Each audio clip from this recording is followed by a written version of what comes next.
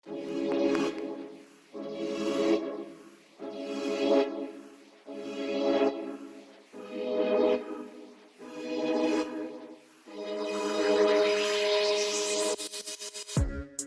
datang di 993. Pada kesempatan kali ini, saya memutuskan untuk mengganti shock breaker belakang mobil saya yang sudah berumur 10 tahun dan akhirnya rusak juga. Shock breaker adalah salah satu komponen terpenting dalam aspek kenyamanan kendaraan Anda. Shock breaker sudah rusak tidak hanya mengurangi kenyamanan Anda saat berkendara, namun juga dapat membahayakan keselamatan Anda.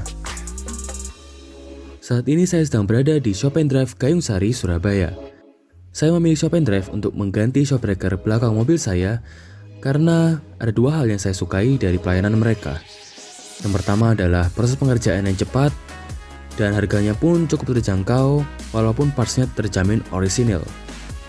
Proses penggantian shock breaker belakang Toyota Yaris ini hanya memakan waktu sekitar 1 jam saja, dan tentunya saat kondisi toko sedang sepi. Partsnya pun terjamin orisinil, karena Shop and Drive merupakan distributor resmi dari Astra Auto Parts. Menurut saya harganya pun cukup terjangkau.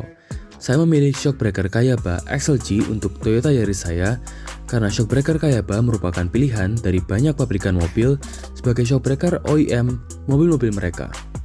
Sehingga saya rasa kualitasnya pun tidak perlu diragukan kembali.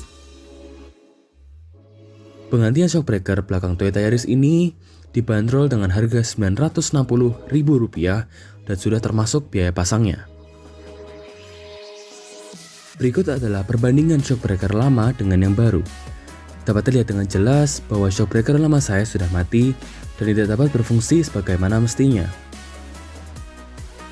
Seharusnya shock breaker memberikan resistensi dan akan dikompresi secara sendirinya apabila mendapat tekanan seperti ini. Pada dasarnya, shock breaker adalah sebuah pompa oli. Sebuah piston yang terdapat di ujung sebuah piston rod akan bergerak melawan cairan hidrolik di dalam sebuah tabung bertekanan. Saat suspensi bergerak naik dan turun, cairan hidrolik tersebut akan mengalir melalui orifices atau lubang-lubang kecil yang terdapat pada piston. Karena lubang-lubang tersebut ukurannya sangat kecil, maka hanya sedikit cairan hidrolik yang dapat mengalir melaluinya, sehingga memperlambat gerak naik dan turun piston. Hal inilah yang memberi kekuatan shock breaker dalam meredam guncangan dari permukaan jalan, menstabilkan dan mengontrol pergerakan mobil saat melaju. Shock breaker yang sudah termakan usia dan rusak tidak mampu memberikan peredaman yang cukup. Efeknya, kendaraan akan terguncang dengan berlebihan saat melewati kontur jalan yang bergelombang. Selain tidak nyaman, hal ini dapat membahayakan Anda saat berkendara. Lantas, gejala apa saja yang menandakan bahwa shock breaker Anda sudah rusak? Pertama, coba lihat dari kondisi fisiknya. Apabila terdapat kerusakan yang kasat mata, seperti penyok atau keretakan, kinerja shock breaker tidak akan maksimal dan Anda perlu menggantinya. Kedua, perhatikan apakah ada rebesan oli seperti ini. Rebesan oli pada sisi luar shock breaker menandakan adanya kebocoran pada seal shock breaker. Apabila cairan hidrolik pada shock breaker bocor, tentunya shock breaker tidak akan meredam guncangan secara maksimal. Yang terakhir adalah feel saat berkendara. Apakah mobil terlalu limbung saat berbelok dengan kecepatan relatif tinggi? Apakah mobil terasa seperti melompat-lompat dan memantul saat melewati jalan bergelombang?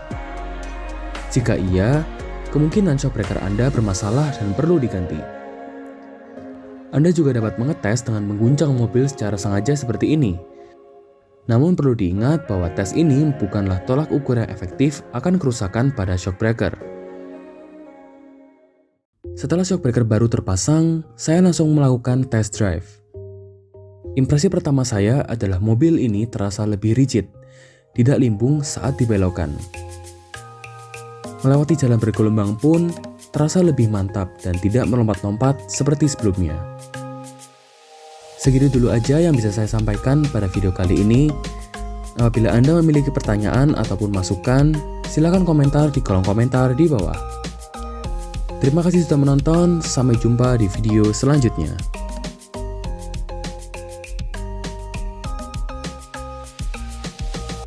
Goodbye.